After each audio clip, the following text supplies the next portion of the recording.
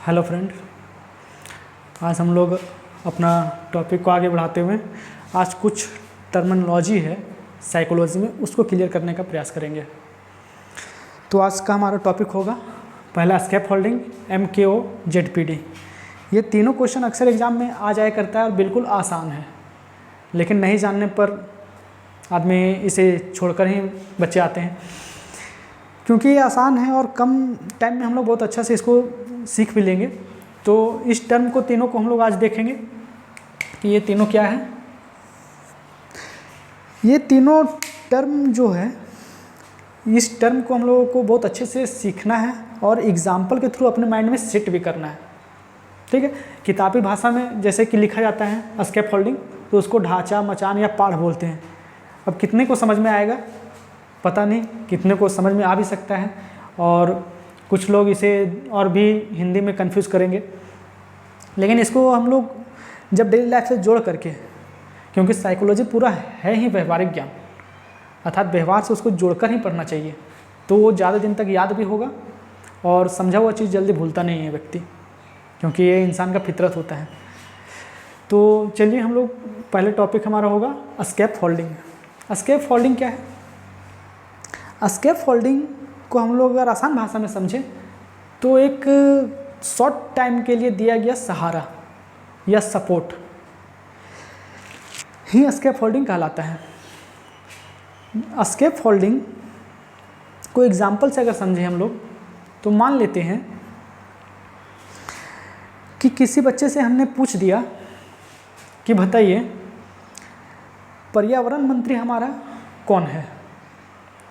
अब क्या है, बच्चे के दिमाग में वो चीज़ जानता तो है बट तुरंत उसको बता नहीं पाता है, तो हम लोग क्या करते हैं, उसे थोड़ा हिंट देते हैं, सपोर्ट करते हैं, एग्जाम्पल देते हैं कि अच्छा बताइए, हम 4 ऑप्शन देते हैं आपको, नरेंद्र मोदी, प्रकाश जावड़ेकर, पीयूष गोयल और भी एक आध दे देते हैं स्मृति ईरानी। तो बच्चा अब क्या होगा कि अगर पढ़ा है तो दिमाग में क्लिक कर जाएगा और वो अपने उद्देश्य तक पहुंच जाएगा। तो स्कैफोल्डिंग का मतलब ही होता है कि व्यक्ति को अपने उद्देश्य से, अपने लक्ष्य तक पहुंचने के लिए किसी के द्वारा किया गया मदद, सहारा, सपोर्ट ही स्कैफोल्डिंग कहलाता है। ठीक है, और भी क्लियरिटी के लिए हम लोग एक और एग्जांपल लेते हैं। मान लेते हैं कोई बच्चा का लक्ष्य है, उद्देश्य है कि हमको साइकिल चलाने सीखना है।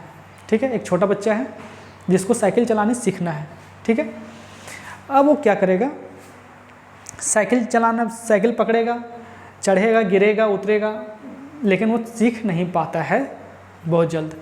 लेकिन जब उसको अपने पिता का साथ या अपने से बड़े लोगों का साथ मिल जाता है तो वो क्या करता है, उस चीज़ को सीख लेता है, बहुत कम समय में ही सीख लेता है। अर्थात उसका उद्देश्य क्या था कि हमको साइकिल चलाने सीखना है, लेकिन वो सीख नहीं पा रहा था। तो क्या किया गया, उसके पिता के द्वारा उसको पीछे से साइकिल में सपोर्ट दिया गया कि चलो हम पकड़े हुए हैं, तुम गिरेगा नहीं, चलाओ, मोटिवेशन उसको देता है पिता, अर्थात सपोर्ट दे रहा है पीछे से। और जब वो लगता है कि वो अब ठीक ट्रैक में आ रहा है तो पिता के द्वारा छोड़ दिया जाता है और फिर बच्चा सचमुच चलाने लगता है साइकिल तो ऐसे ही सीखा जाता है। तो देखिए स्कैफोल्डिंग क्या था कि स्कैफोल्डिंग एक शॉर्ट टर्म के लिए दे जाता है और फिर हटा लिया जाता है। एग्जाम्पल में हम लोग समझे कि पिता के द्वारा पीछे पकड़ने का क्या था उसका उद्देश्य, कि इसको हम सपोर्ट दे रहे, अर्थात वही स्कैफोल्डिंग है। और फिर जब बच्चा अपने उद्देश्य की ओर अग्रसर होने लगा, अर्थात लक्ष्य की ओर, प्राप्ति की ओर बढ़ने लगा, तो पिता के द्वारा स्कैफोल्डिंग हटा लिया गया, अर्थात सहारा हटा लिया गया। बस इसी को बोलते हैं हम लोग स्कैफोल्डिंग। उम्मीद है आपको बहुत अच्छे से समझ में आया होगा। ढांचा, मचान, माड़, पड़ा, क्या क्या है, पाढ़, ये सब चीज़ तो और भी हिंदी का टर्म इतना क्लिष्ट होता है कि समझना और भी मुश्किल है, लेकिन उम्मीद है आप लोग अच्छे से समझ चुके होंगे। अगला होता है MKO। इसका फुल फॉर्म होता है मोर नॉलेजेबल अदर। ठीक है, मोर नॉलेजेबल अदर, अर्थात किसी बच्चे के रिस्पेक्ट में MKO कौन होगा, तो MKO वो होगा जिसको उस बच्चे से ज़्यादा ज्ञान आता हो। इसमें मोर नॉलेजेबल पर्सन में या मोर नॉलेजेबल अदर में उससे बड़े व्यक्ति भी हो सकते हैं, अर्थात माता पिता, दादा दादी या समाज का कोई भी बड़े बुजुर्ग कोई भी हो सकते हैं, और उसका छोटा भाई भी हो सकता है MKO में। इसमें एज का कोई बाउंडेशन नहीं होता है, अर्थात MKO कोई भी व्यक्ति हो सकता है जो बच्चे से ज़्यादा जानता हो। सपोज जो मैंने एग्जांपल दिया उसमें हम लोग अब निकालने का प्रयास करते हैं कि उसमें MKO कौन होगा।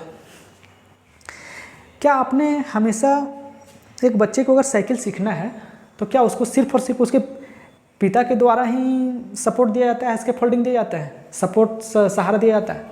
नहीं, उसको अपने से छोटे भाई से भी सहारा मिल सकता है अगर वो चलाने जानता हो तो।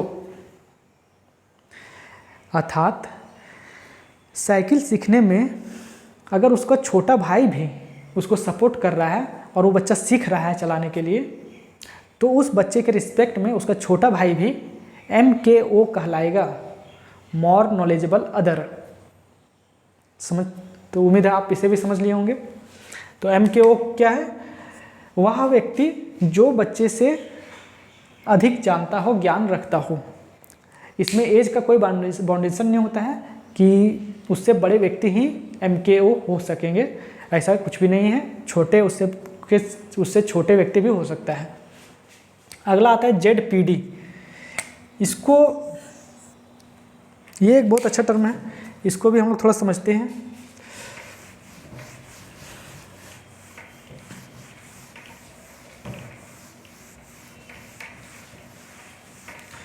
देखिए ZPD क्या है। मान लीजिए एक व्यक्ति को रेस लगाना है,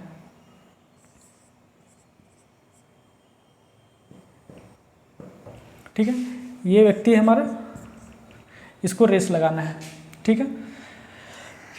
एक 10 किलोमीटर का एक मान लेते कंपटीशन है और उसमें यह व्यक्ति भाग ले रहा है। इसने दौड़ना शुरू किया और 5 किलोमीटर के बाद थक गया और बस रुकने ही वाला था कि इसको ग्लूकोज दे करके इंक्रीज किया गया और फिर ये 3 किलोमीटर और चल दिया। अर्थात यहाँ क्या दिया गया उसको? ग्लूकोज दिया गया, एनर्जी मिला और फिर वो क्या चला? 3 किलोमीटर। अब इस बच्चे ने अपना लक्ष्य से कितना दूर है? मात्र 2 किलोमीटर। 10 किलोमीटर का कंपटीशन है, अब मात्र ये 2 किलोमीटर अपने से लक्ष्य से पीछे है। अब यहाँ पे क्या किया जाएगा? इसको बच्चा को इनकरेज किया जाएगा और ये बच्चा यहाँ तक पहुँच जाएगा। बोलेगा बस अब तुम जीतने ही वाले हो, जीत जाओगे, बस 2 सेकंड का फासला है, 2 किलोमीटर का फासला है। और बच्चे में जोश आ जाएगा, जुनून आ जाएगा और दौड़ना शुरू करेगा और वो दौड़ते दौड़ते अपने लक्ष्य को प्राप्त कर लेगा। और ये लक्ष्य उसका मिल गया, यहाँ से उसे जो भी मेडल जो भी मिलना था मिल गया। तो बच्चे में क्या था? ये था एक्चुअल डेवलपमेंट।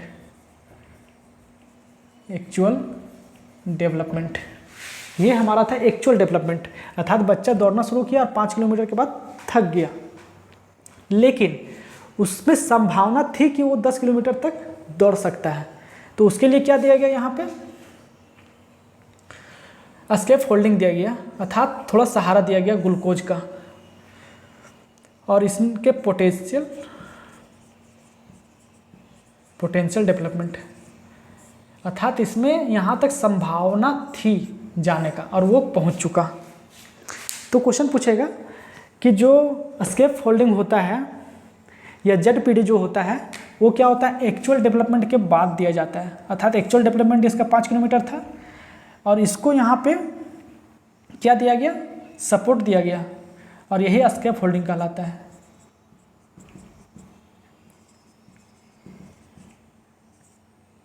और ये बच्चा यहाँ तक अचीव कर लिया, अर्थात इसी को नाम दिया जाता है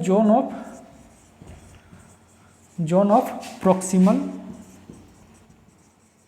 डेवलपमेंट। तो ZPD का फुल फॉर्म क्या हो जाएगा? Zone of proximal development.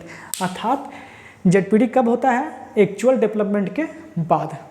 अर्थात बच्चा 5 किलोमीटर तक ही उसका एनर्जी समाप्त होने वाला था, लेकिन उसको इनकरेज किया गया ग्लूकोज देकर, मोटिवेशन दे करके, और वो बच्चा क्या किया, अपने लक्ष्य को प्राप्त कर लिया। तो ये क्या हुआ, उसका पोटेंशियल था, इसी को बोलते हैं ZPD।